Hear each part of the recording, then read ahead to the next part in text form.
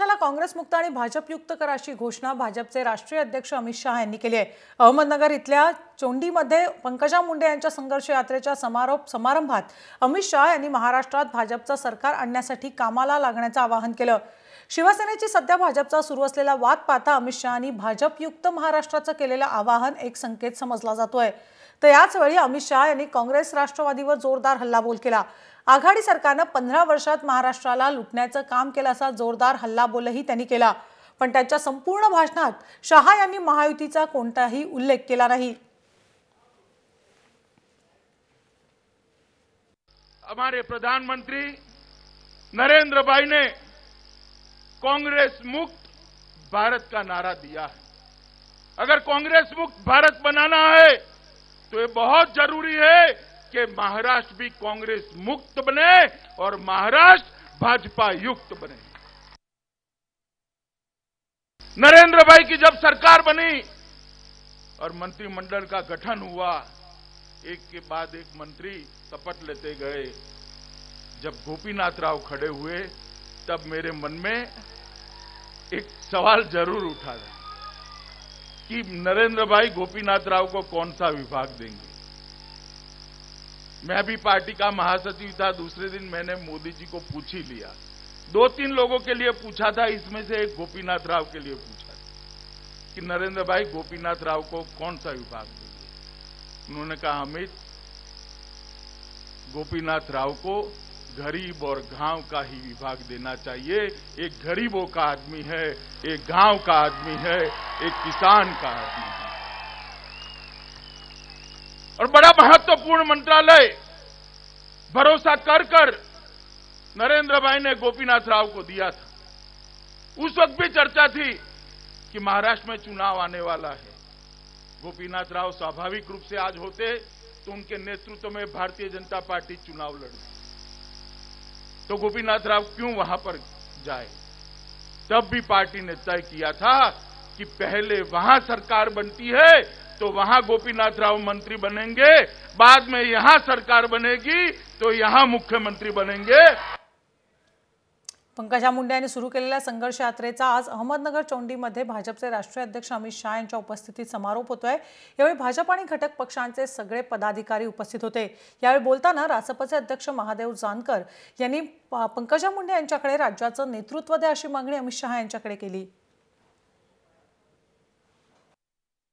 मैं आपको रिक्वेस्ट करना चाहता हूं अमित शाह जी, पंकजा मुंडे को फेस करके महाराष्ट्र में आगे जाएंगे तो हम इस स्टेट में महाराष्ट्र में सरकार लाएंगे।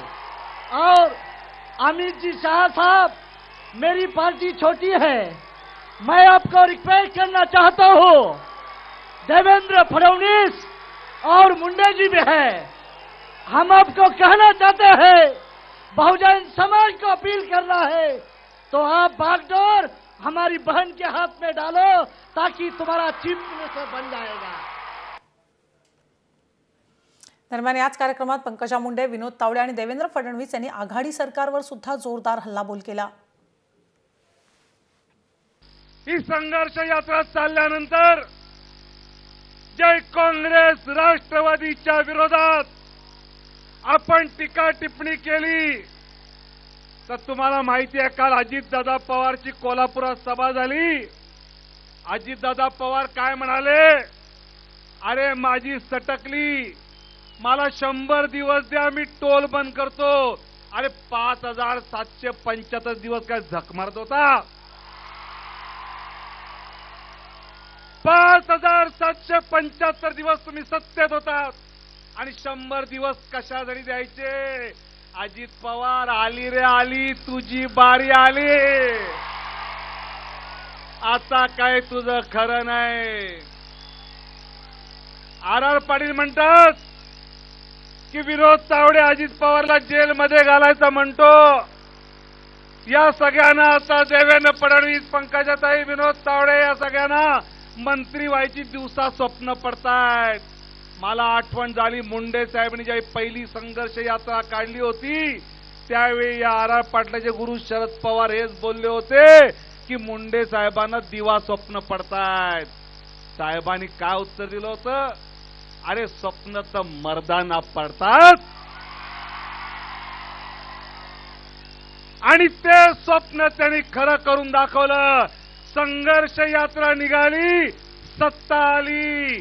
पुन्हा संघर्ष यात्रा निघाली, पुन्हा सत्ता येणार. हे लोक संस्कारांवर राजकारण करू इच्छित नाही. जात धर्म भेद या गोष्टींवर यांना राजकारण करायचंय. यांना समाज घडवायचा नाही, समाज बिघडवायचा. समाजामध्ये भिंती उभ्या करायच्या. त्यांनी 116 घोटाळे, 11,88,000 कोटीचा घोटाळा करून सुद्धा यांचं पोट भरलेलं नाही. यांना आता तुम्ही परत संधी जर देण्याचं पातक केलं तर तुमचा कोणी वाली राहणार नाही. आपल्या सगळ्या सभांमध्ये आक्रमकपणे आघाडीवर टीका करणाऱ्या पंकजा मुंडे यांचं एक वेगळं रूप यावेळी उपस्थितांना पाहायला मिळालं.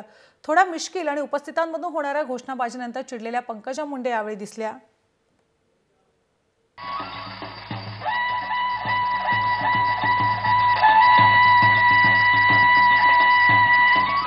मंचावर उपस्थित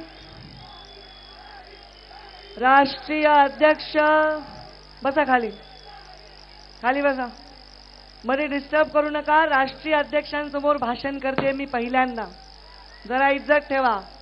या चिखलामध्ये फुलवणार आहात तर तुम्ही मला शब्द द्या. तुम्ही हात वर करा, हाताच्या मुठी वळा आणि मला शब्द द्या. नरेंद्र मोदींच्या नेतृत्वाखाली मुंडे साहेबांच्या स्वप्नातला महाराष्ट्र घडवण्यासाठी कुठल्याही अफवा, कुठल्याही वाईट गोष्टींना बळी न पडता आपण माझ्या या संघर्ष यात्रेप्रमाणे येणाऱ्या या संघर्षाला यशस्वी करा. तुम्ही यशस्वी कराल अशी अपेक्षा व्यक्त करते आणि माझ्या मी वाणीला विराम देते. पण एक माझी शपथ आहे तुम्हाला, अमित भाईंच्या भाषणात मध्ये घोषणा देऊन आगाऊपणा केलात तर खाली बसा. धन्यवाद. जय हिंद, जय महाराष्ट्र, जय भगवान, जय मल्हार, जय भवानी, जय शिवाजी.